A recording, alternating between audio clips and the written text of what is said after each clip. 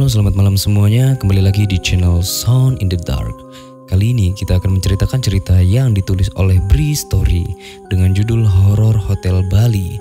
Dan saya sudah izin ke pihak Bri Story untuk membuat konten dengan materi cerita beliau. Untuk teman yang belum subscribe, silahkan subscribe dulu dan aktifkan lonceng notifikasi agar tidak ketinggalan cerita horor lainnya. Oke, langsung saja. Matikan lampu, pejamkan matamu, dan dengarkan ceritaku. Bali, salah satu destinasi wisata dunia. Gak bisa diperdebatkan lagi kalau ini adalah tempat yang sangat indah dan menyenangkan. Berbagai macam kesenangan dan hiburan tersedia. Berbagai tempat indah mengantri untuk dikunjungi, entah itu pantai atau pegunungan. Dan malam ini Bri Story akan berbagi cerita tentang pengalaman seorang teman yang baru-baru ini berlibur ke Bali bersama istrinya. Cerita tentang pengalaman seram ketika menginap di salah satu hotel di Ubud, Bali. Malam kedua kita menginapnya di Ubud ya. Aku udah dapat hotel bagus nih, ada private poolnya juga. Asik deh kayaknya. Begitu istriku bilang beberapa hari sebelum kami berangkat. Aku yang gak mau ribet, lebih senang untuk menyerahkan semuanya ke istriku. Entah itu hotel tempat menginap, tempat-tempat yang akan dikunjungi, semuanya dia yang mengatur. Jadi ketika dia bilang begitu tentang hotel, aku iya-iya aja. Dan ya memang, sekilas melihat foto-foto hotel di Ubud itu, aku melihatnya sangat bagus. Jadi lebih seperti villa daripada hotel. Villa-villa yang berada di dalam satu lingkungan besar dengan nuansa tipikal daerah Ubud yang dikelilingi persawahan dan perpohonan hutan kecil. Sungguh tempat yang sangat asri dan terlihat menyenangkan. Ya sudah, papi sih ikut aja. Tempatnya juga kelihatannya enak, jawabku menyetujui. Rencananya 2 malam kami akan menghabiskan waktu di Ubud. Selebihnya akan eksplorasi pantai. Singkat cerita, hari yang kami tunggu-tunggu datang juga, hari dimana kami berangkat ke Bali. Seperti yang sudah direncanakan, hari pertama kami menginap di Denpasar, tinggal di salah satu hotel kawasan Kuta. Gak ada yang perlu diceritakan di hari pertama ini, semuanya berjalan normal dan menyenangkan. Hari kedua barulah menuju Ubud. Sengaja memilih Ubud karena kami memang menginginkan suasana alam persawahan untuk healing yang menyenangkan. Tapi baru pada sore harinya kami berangkat menuju hotel di Ubud tempat kami menginap. Perjalanan kira-kira 1 jam lebih harus kami tempuh dari Denpasar menuju lokasi hotel. Namun sepanjang perjalanan lagi-lagi kami disuguhi pemandangan yang gak membosankan. Makin dekat ke Ubud makin banyak gelaran persawahan. Jadi pemandangannya yang sangat indah. Nggak terasa menjelang jam 6 sore setelah melalui jalan yang berliku, kami hampir sampai. Menuju lokasi hotel yang letaknya nggak di tengah kota, kami harus melewati pedesaan yang masih tergolong sepi. Dibantu Google Map, kami mengikuti arah jalan yang harus ditempuh. Sebenarnya nggak terlalu susah, namun memang menuju ke hotel ini bisa dibilang agak berliku. Beberapa kali juga kami harus melewati pemakaman umum, sepi dan agak creepy. Nah, ketika sudah sangat dekat dengan gerbang pintu masuk hotel, kami melihat ada pemakaman umum yang cukup besar. Lagi-lagi terlihat sangat sepi dan kosong. Aku dan istri saling diam ketika melewatinya karena suasananya sedikit beda. Kok dekat kuburan ya Pi? Tanya istriku, pertanyaan yang gak memerlukan jawaban. Aku diam saja. Gerbang bergapura besar khas Bali berdiri di tengah-tengah pepohonan. Di antaranya ada jalan kecil yang agak sempit. Kalau harus dilewati 2 kendaraan berpas-pasan, kami memasukinya. Pak Satpam dengan ramah memberi petunjuk kemana kami harus mengarah untuk menuju lobi. Ada satu kolam taman besar yang di tengah-tengahnya berdiri patung berwarna putih yang besar juga. Kami harus berputar setengah lingkaran mengelilinginya untuk sampai ke lobi.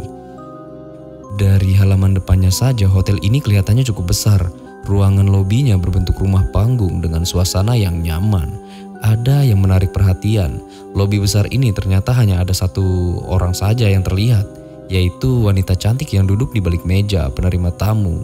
Dengan ramah dia menyapa kami. Selanjutnya istriku yang melakukan proses check-in, sementara aku melihat-lihat sekitar. Seperti yang sudah aku bilang tadi, bangunan lobi yang besar ini berbentuk seperti rumah panggung. Jadi ada 1 balkon di sisi kanan. Dari situ aku bisa melihat sekitar. Aku berdiri di balkon itu. Dari balkon itu aku melihat pemandangan yang cukup asri. Tapi karena sudah menjelang malam jadinya gak seterang siang. Tapi walaupun begitu, aku masih bisa melihat rindangnya pepohonan hutan kecil yang jaraknya hanya belasan meter dari tempatku berdiri. Pemandangannya sangat indah. Nah, dari tempat ini aku melihat ada jalan kecil yang terlihat hanya untuk pejalan kaki atau sepeda. Jalan kaki ini menuju, aku nggak bisa melihat dengan jelas menuju kemana. Tebakanku itu adalah sebuah ruangan yang entah ruangan apa. Sore Pak, tiba-tiba ada sapaan. Ada yang sedang duduk di kursi yang letaknya berada persis di ujung jalan kecil tadi. Tempat duduknya hampir persis di bawah balkon tempatku berdiri. Seorang pemuda berusia sekitar 20-an tahun, mengenakan kemeja lengan panjang berwarna putih bercelana panjang hitam. Terlihat seperti pegawai baru masuk atau pegawai magang. Sore, aku membalas sapaan ramahnya dengan senyuman.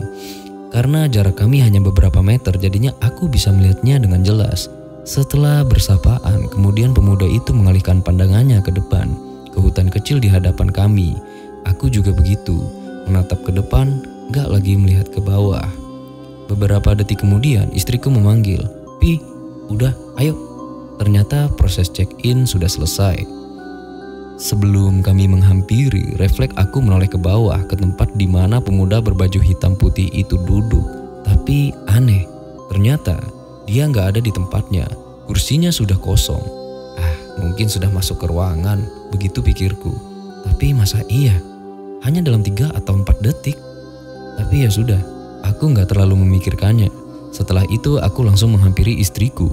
"Nanti kendaraan bisa parkir di tempat itu aja ya Pak. Petugas kami akan mengantarkan bapak dan ibu menuju kamar." Mbak resepsionis bilang begitu sambil menunjuk ke arah lapangan di samping bangunan lobi ini. Ternyata memang hotel ini berkonsep villa atau resort. Salah satu peraturannya, kendaraan diberi tempat parkir khusus, gak boleh masuk ke lingkungan hotel. Jadi para tamu harus berjalan kaki untuk menuju kamar atau villanya masing-masing. Sebenarnya nggak masalah karena kami melihat lingkungan hotel ini sangat asri dan bersih. Pepohonan rindang, jadinya untuk berjalan kaki nggak akan memberatkan. Dan karena kamar yang kami dapat letaknya nyaris di ujung, jadinya sepanjang jalan bisa menikmati pemandangan. Benar, hotel ini sangat luas. Jumlah kamar dan villanya cukup banyak, mungkin sekitar 50-an. Ada yang bentuknya kamar berderet, ada pula yang bentuknya rumah yang jarak satu sama lain berjauhan. Sepanjang jalan kami menemukan banyak taman kecil dan indah, lengkap dengan kursi dan meja di tengahnya. Oh ya, ada 3 kolam renang ukuran sedang yang kami temui. Kolam ini bisa digunakan oleh seluruh tamu, begitu menurut Mas yang mengantar kami bilang. Walaupun hari sudah agak gelap, tapi kami masih bisa melihat semuanya dengan jelas. Secara keseluruhan, lingkungan hotel ini indah dan menenangkan. Tempat yang sangat pas bagi kita untuk healing. "Itu Mas kamarnya." Setelah kira-kira 5 menit kami berjalan. Akhirnya Mas pegawai hotel yang mengantar kami bilang begitu. Deretan kamar berjumlah 5 bangunan yang menempel sudah kelihatan dari tempat kami berdiri. Dan lagi-lagi kami melihat ada taman. Kali ini letaknya nggak jauh dari posisi kamar yang nantinya akan kami tempati. Taman ini nggak terlalu luas, tapi ada beberapa kursi besi lengkap dengan meja kecil. Ada beberapa pohon rindang juga berada di dalamnya. Nah, di taman yang kelihatannya nyaman ini, aku melihat ada seorang bapak sedang duduk santai sambil memperhatikan anak perempuannya yang sedang bermain. Kami sempat berpandangan dan saling melempar senyum. Sepertinya bapak dan anak ini tamu juga di sini, aku pikir begitu. Hanya berjarak belasan meter dari taman tadi, akhirnya kami sampai. "Ini kamarnya," ucap Mas hotel sambil membukakan pintu, kemudian kami masuk. "Wah, kamarnya besar sekali," ucap istriku pelan. Memang benar, menurutku juga begitu. Kamar ini besar. Setelah melewati pintu, di sebelah kiri adalah letak toilet berada. Toiletnya besar dengan bathtub yang besar juga di dalamnya. Selain itu, isi kamar nggak beda jauh dengan kamar hotel lainnya. Ada tempat tidur, meja, kursi, dan TV. Oh ya, tempat tidurnya agak berbeda. Tempat tidur besar desain kuno berbahan kayu, dilengkapi dengan kelambu tipis yang mengelilinginya. Dan tentu saja, ada kolam renang kecil di bagian belakang hotel, private pool. Kolam renang ini berhadapan langsung dengan persawahan, tanpa pagar pembatas. Tapi karena kami sampai di situ hari sudah gelap, jadinya pemandangan di belakang jadi nggak begitu kelihatan indahnya. Terima kasih ya mas, ucapku berterima kasih ke pegawai hotel yang mengantarkan kami tadi ketika dia berpamitan. Setelah itu kami mulai membereskan barang bawaan, unpack istilahnya lah. Oh ya, rencananya kami akan menginap di hotel ini selama 2 hari. Tas hitam yang satu lagi kemana ya? Kok nggak ada? Iya, ternyata ada salah satu tas kami yang nggak ada. Aku pikir mungkin tertinggal di mobil atau di lobi hotel. Coba aku telepon ke lobi ya, siapa tahu ketinggalan di sana. Aku bilang begitu seraya meraih gagang telepon untuk menghubungi lobi hotel. Setelah itu, aku terlibat percakapan dengan staf resepsionis di ujung telepon, menanyakan keberadaan tas kami. Tapi ketika kami masih dalam perbincangan, tiba-tiba pintu kamar ada yang mengetuk dari luar. Mbak, ada yang mengetuk pintu, boleh nanti saya telepon lagi? Aku bilang begitu, kemudian menutup percakapan telepon. Aku yang harus membuka pintu karena istriku sedang berada di toilet. Pak, ini tasnya ketinggalan di lobi tadi. Aku kenal dia. Pemuda yang sedang berdiri di balik pintu ketika aku membukanya. Pemuda berkemeja putih lengan panjang bercelana hitam. Benar, aku mengenalnya. Ini adalah pemuda yang aku lihat sedang duduk di bawah gedung lobi. Oh iya, makasih ya. Kok cepat? Baru aja saya telepon ke lobi. Jawabku. Iya pak, sama-sama. Kemudian pemuda ini langsung pamit pergi. Balik badan sambil tersenyum meninggalkan aku yang masih berdiri di pintu. Padahal masih penasaran. Benar dia atau bukan yang aku lihat di lobi tadi? Tapi ya sudahlah. Aku lalu menutup pintu. Selanjutnya malam pun bergulir. Di belakang yang sudah aku bilang tadi ada kolam renang kecil terbuka tanpa atap. Di sebelah kanannya ada gazebo kecil juga. Di gazebo inilah aku dan istri berbincang menikmati malam dan pemandangan persawahan. Sempat membicarakan tentang keadaan hotel ini yang sangat sepi pengunjung. Tapi kami berasumsi mungkin karena bukan hari libur dan bukan musim libur juga. Mungkin begitu. Perbincangan terus berlanjut sampai jam 11 lewat. Nyaris tengah malam. Nah, ketika sedang asik-asiknya berbincang, tiba-tiba kami mendengar ada suara percakapan dari kamar sebelah. Oh iya, kamar kami berada di tengah-tengah. Jadi di sebelah kanan kiri ada kamar lain, hanya terpisahkan oleh dinding setinggi kira-kira 2 meteran. Kami jadi nggak bisa dengan mudah melihat ke kamar sebelah karena dinding ini. Kami saling berpandangan ketika mendengar suara 2 orang itu. Ya, ada 2 orang yang kami dengar, yaitu seorang bapak yang sedang berbincang dengan anak kecil perempuan. Kedengarannya seperti itu. Oh, kayaknya bapak sama anak yang tadi di taman itu Mi, nyaris berbisik. Aku bilang begitu. Di taman mana? Istriku bertanya balik. Taman depan, pas kita baru datang tadi. Gak ada, aku gak lihat. Ah, masa segitu jelasnya kamu malah gak lihat? Gak tahu aku gak terlalu perhatikan kali. Jadi, istriku merasa kalau dia gak melihat ada orang di taman sore tadi. Padahal aku jelas-jelas melihat ada seorang bapak sedang bersama anak perempuannya. Yang aku yakin mereka saat ini sedang berada di sebelah kamarku. Setelah sedikit perbincangan pelan itu, kami jadi diam. Perhatian teralihkan ke perbincangan bapak dan anak di kamar sebelah. Karena kami berbincang gak terlalu keras, jadinya kami gak mendengar dengan jelas apa yang mereka sedang perbincangkan. Aku penasaran, aku bilang begitu kepada istriku. Lalu aku bangun dari duduk dengan maksud untuk mengintip ke sebelah. Tapi jangan. Istriku menarik tanganku, menahan aku agar mengurungkan niat. Tapi aku penasaran, tetap ingin melihat ke sebelah. Aku cukup berdiri di atas gazebo, sudah kelihatan suasana kamar sebelah walau nggak seluruhnya. Aku juga nggak bisa melihat sosok bapak dan anak yang sedang dan masih berbincang itu. Tapi bisa melihat dengan jelas kalau kamar sebelah ini gelap gulita. Sama sekali nggak ada lampu yang menyala. Gelap, dari teras sampai isi kamarnya terlihat gelap. Sementara itu perbincangan bapak dan anak perempuan masih saja terdengar. Sebelah gelap banget, kok pada ngobrol gelap-gelapan ya?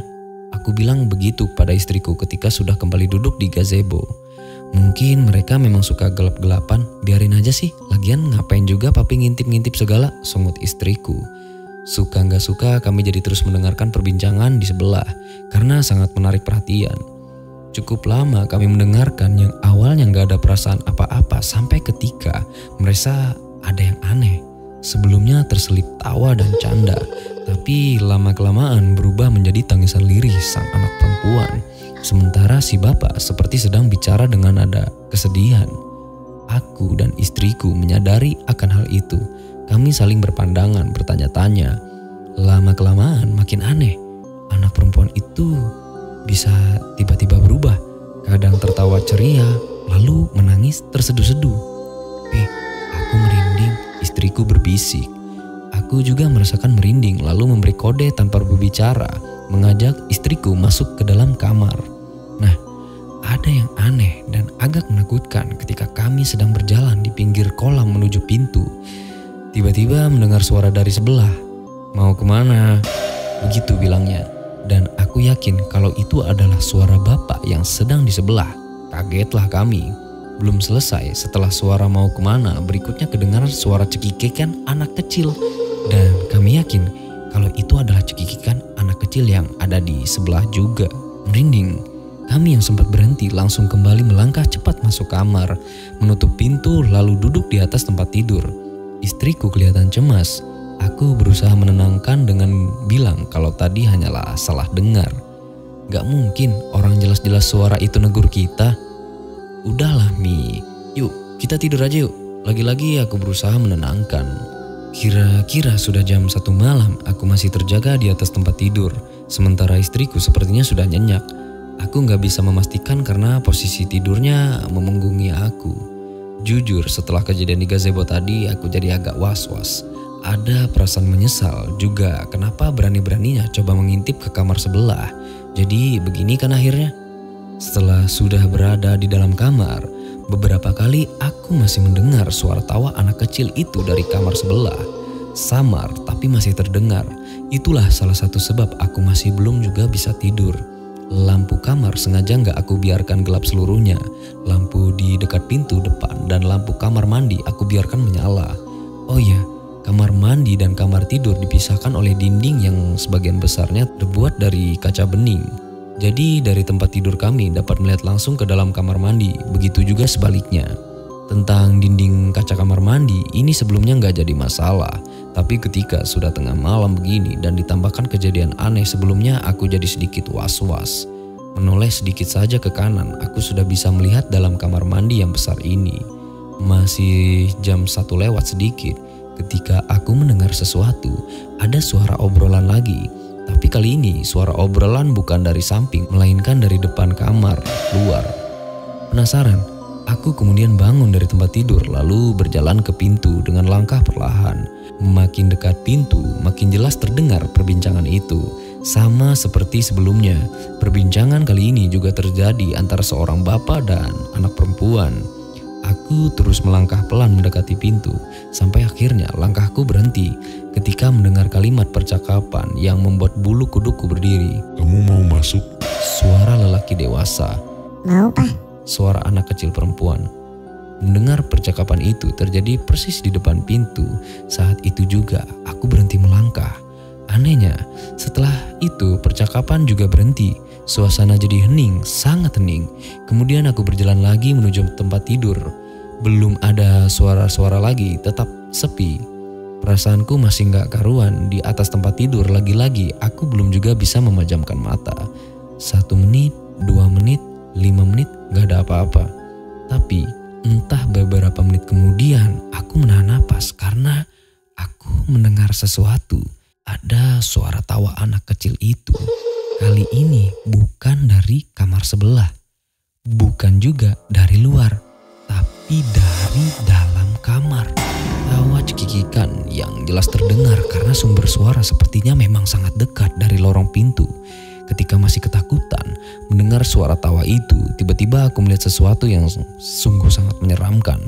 Belum secara langsung, tapi dari sudut mata, aku melihat kalau ada orang di dalam kamar mandi, berdiri menghadap ke kamar, menatap ke tempat tidur. Dari perawakannya, sosok itu adalah seorang laki-laki, mengenakan jubah mandi, dan aku masih belum berani menatapnya langsung. Teror ini belum selesai, masih ketakutan akan kehadiran sosok lelaki di kamar mandi. Tiba-tiba dari lorong pintu muncul anak kecil perempuan berumur sekitar 5 atau 6 tahun.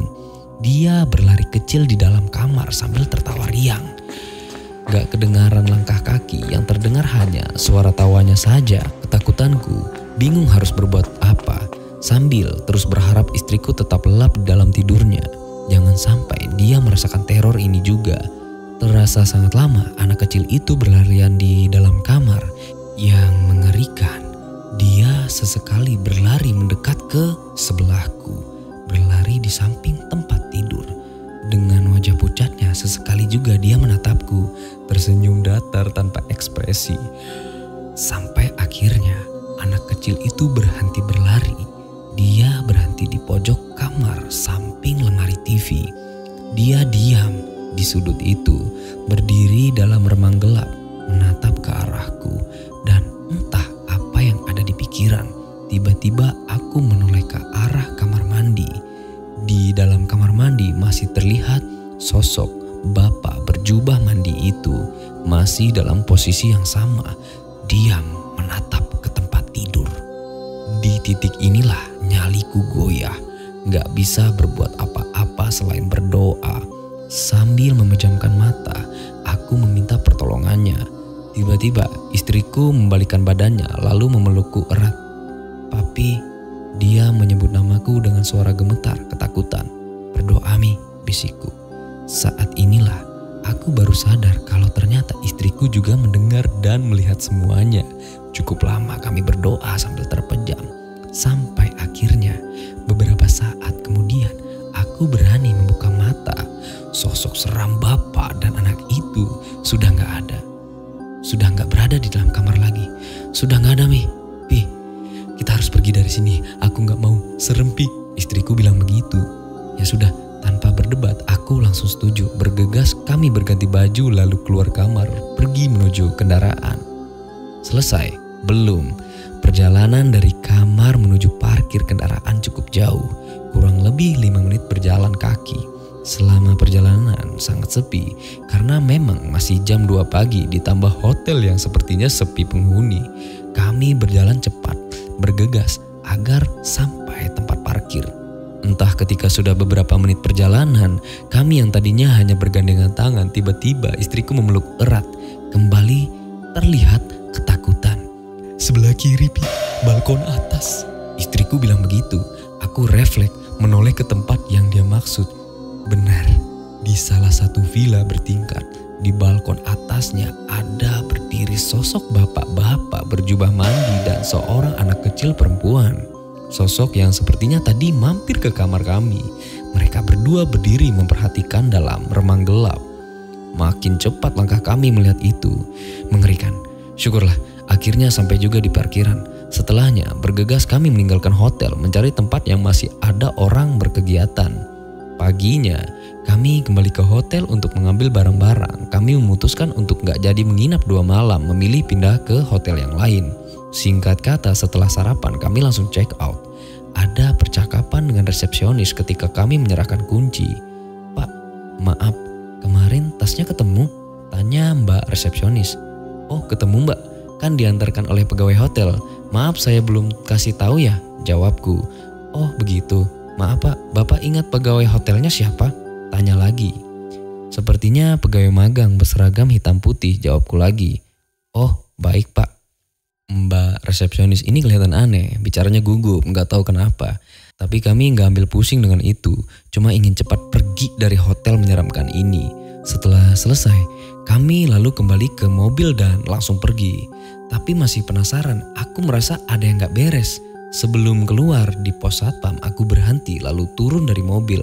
"Pak, kemarin di sini ada karyawan magang yang berseragam hitam putih. Sekarang orangnya di mana ya? Saya cuma mau berterima kasih karena udah mengantarkan tas saya kemarin malam," tanyaku kepada Pak Satpam. "Wah, di sini sudah lama nggak ada pegawai magang, Pak. Nggak ada juga tuh karyawan berseragam hitam putih. Mungkin Bapak salah lihat. Kalau ada saya pasti tahu," begitu jawaban dari Pak Satpam. Oke, itu saja cerita horor pada malam hari ini dan terima kasih untuk Bristory yang sudah mengizinkan saya untuk membuat konten dengan materi cerita buatannya. Dan untuk teman-teman yang belum subscribe, silahkan subscribe dulu dan aktifkan lonceng notifikasinya agar tidak ketinggalan video cerita horor dari Sound in the Dark. Dan jangan lupa juga untuk like video ini dan share ke teman kalian yang suka cerita horor menyeramkan yang membuat bulu kuduknya merinding. Dan juga untuk teman-teman yang punya cerita horor, bisa kirim ceritanya ke email yang akan saya taruh di deskripsi. Untuk itu, terima kasih sudah mengklik video ini dan selamat malam.